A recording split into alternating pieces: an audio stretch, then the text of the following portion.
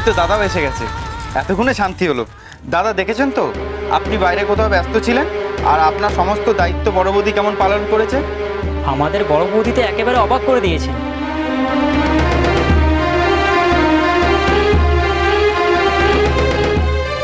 বৌদি তো আজ একটা নতুন ধরনের মিষ্টিও করেছে, আপনি সেটা না দেখেই তো রেখে দিলেন।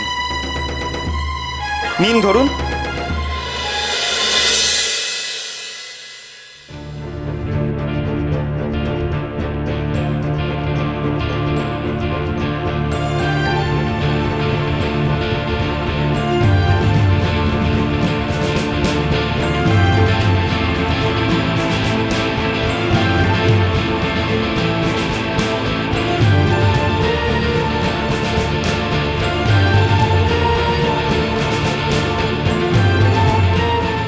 ঠাকুর, সবার মান রেখো ঠাকুর, ওকে করো, সব দেখে রেখো।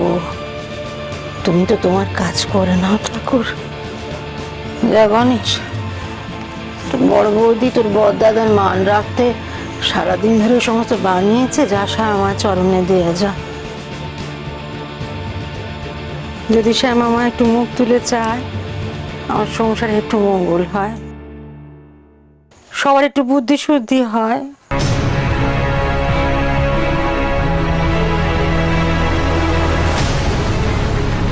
বড় বৌমা, এই মিষ্টিতে মনে হচ্ছে ছোট এলাচ দিয়েছো।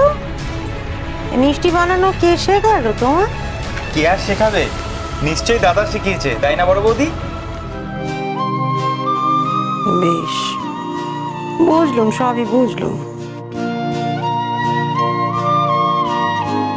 আসলে কি জানিস গণেশ, মরার বউ তো যত বড় দারোগানি হোক না কেন, স্বামীর কাজ যে তারও কাজ।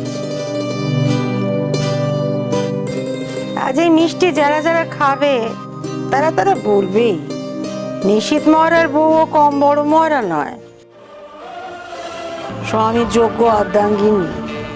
এ সংসার ঝড় যদি না ওঠে না, আমার নামও ভবানী ঘোষ নয়। বড় বৌমা হলো গিয়ে আমার মা দুর্গা। সব কাজে সমান দক্ষতা, রান্না করে না করলে সবাইকে একবারে তাক লাগিয়ে দেবে রে।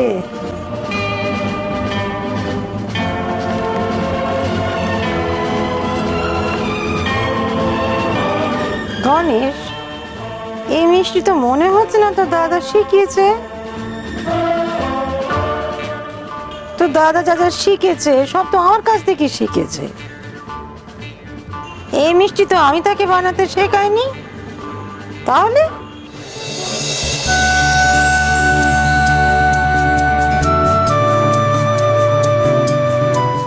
আমার তো তেমন জানা নেই।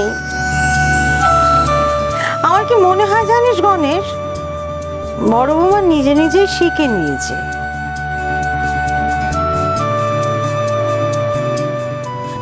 পাঁচটা বছর ধরে একসাথে ঘর সংসার করছে কি না, একে অপরের সুখ দুঃখ, ভালো মন্দ, ভালো লাগা মন্দ লাগা সবই বুঝে নিয়েছে, শিখে নিয়েছে, ও একাই করেছে। আমার তো তাই মনে হচ্ছে। একবার ভাব গণেশ, তোদের বড় বৌদি ক্ষমতাটা ভাব। একটা বারের জন্য তোদের বুঝতে দিয়েছে যে দাদা এখানে নেই, আরেকজন বুঝলেই মঙ্গল। সেও যেমন তার স্ত্রীর স্বপ্ন পূরণ করতে কাঁধে কাঁধ মিলিয়ে লড়ে যায়, তার স্ত্রীও কম যায় না।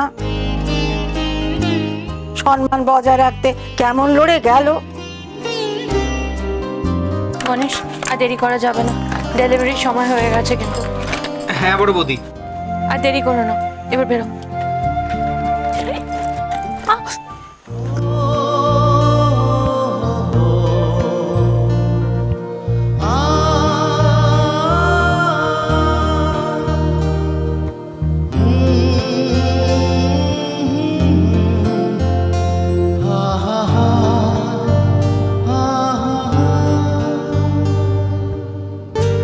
কোথায় যেন শুনেছিলাম গণেশ, মাথায় ঠোকাঠুকি লাগলে শিং বেরোয় না রে?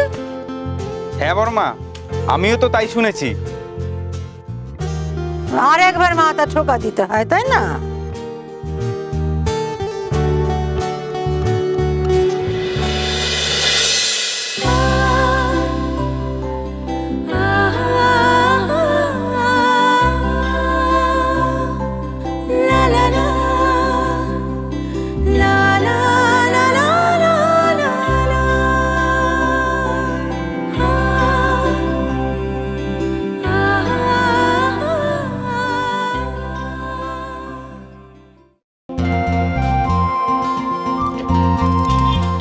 এবার যাও গণেশ।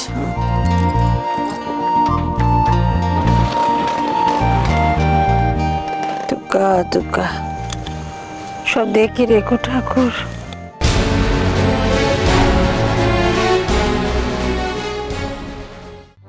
বাবা, আমি না বেশ বুঝতে পারছি বদ্দার রাগ এবার বদ্দির ওপর থেকে কমে যাবে, দেখবেন। তাই বলছো? একদম বলছি। কিরম হলো বলুন তো ব্যাপারটা? কেশ একেবারে জমে ক্ষীর। বদ্দি কি সুন্দর বদ্দার অর্ডার গুলো এরকম পাঠিয়ে দিল। হ্যাঁ, বদ্দাকে দেখবেন না এবার একেবারে মানে একদম। ও হ্যাঁ। হ্যাঁ হ্যাঁ, সত্যি আমি তো ভেবে অবাক হয়ে যাচ্ছি। হ্যাঁ, এই মানে বড় বৌমা নিশিতের সঙ্গে থাকতে থাকতে এমন সুন্দর মিষ্টি বানানো শিখেছে। হ্যাঁ, তারপরে ওই দোকানের সব কাজগুলো নতুন করে শিখেছে। মানে আমি তো জানি না, যত দেখছি আমি অবাক হয়ে যাচ্ছি। ঠিকই বলেছ। হ্যাঁ, বদ্দি না সবকিছু পড়াপড় শিখে যায়, হেভি বেরেন তো। হ্যাঁ, আরে আমি তো এতদিন বড় বৌমাকে ভাবতাম সে শুধু ওই অপরাধী ধরতে পারে আর চোরের পেছনে ছুটতে পারে। সে যে এত সুন্দর অনেক কিছু করতে পারে কিন্তু ভাবতেই পারিনি। হ্যাঁ, একেবারে যাকে বলে নিজেদের যোগ্য সহধর্মী, একই অঙ্গে কত রূপ বলো দেখি, দুর্গা মা লক্ষ্মী সব একসঙ্গে। শুনছো তো জল কোন দিকে গড়াচ্ছে? তাই তো দেখছি। তোমার কি মনে হয় এবার আমাদের কি করা উচিত? শুকনো কথা তো চিড়ে ভিজবে না। না, আমি বলছিলাম যে এই যে ডাইনি বুড়ি আর দেবর কুমার, দেখছো আর লুচির মতো ফুলছো। হ্যাঁ, হেবি হিংসা হচ্ছে না বদ্দাবদ্দির ভাব হয়ে যাচ্ছে বলে? শোনো, বদ্দি আবার এই বাড়িতে বড় বৌমা হয়ে ফিরে আসবে, বুঝেছো? তখন তোমাদের সব নষ্টামি শেষ করে দেবে। পালানোর কোনো জায়গা পাবে না। আরে বাবা ছাড়ো দেখি ওই সব মেজ বৌমা, যে যা করছে করতে দাও। শোনো, ওপরওয়ালা উপরে আছেন, সব দেখছেন, বুঝেছো? সবাইকে হিসেব দিতে হবে। হ্যাঁ, ওপরওয়ালার হিসেব খন্ডাবে কে বলো দেখি? হ্যাঁ, নিশিদি পারবে না, সেখানে দেবলার ছোট বউ মতো নস্যি। বাবা, আপনি মাঝে মাঝে এমন সুন্দর ডায়লগ দেন না, আমার হাততালি দিতে ইচ্ছে করে।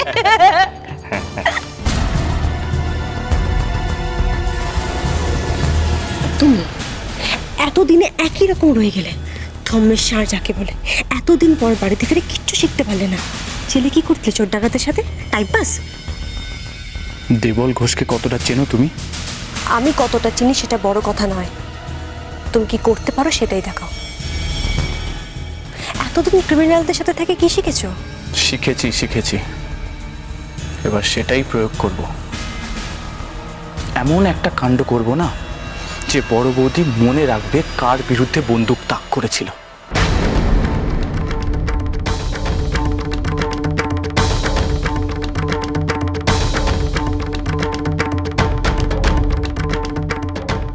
বাবা, বদ্দা বদ্দির এবার ভাব হবেই হবে। হাই ফাইভ দিন। Hi fi? সেটা আবার কি? আরে বাবা, আপনি হাই ফাই জানেন না?